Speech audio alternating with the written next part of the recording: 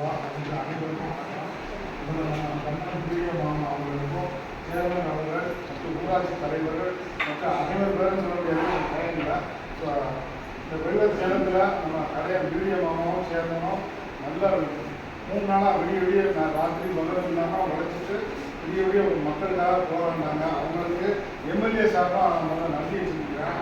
இன்னைக்கு கூட முத்தமானபுரத்தில் அந்த பிரச்சனை நான் 3 நாளாக அங்கே தான் இருந்தேன். இன்னைக்கு கூட அந்த வீடியோ சார் கண்ணமாமா அங்கே போயிட்டு இந்த பிரச்சனையை சால்வ் பண்ணிட்டு வந்திருக்காங்க.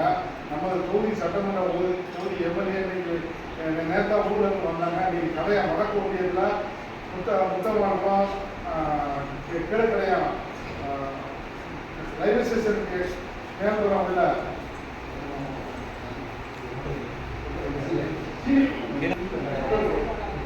எல்லாத்தையும் ஆய்வு செஞ்சாங்க. நாளைக்கு தெற்கு ஒன்றியத்தில் ஆய்வு செய்வாங்க.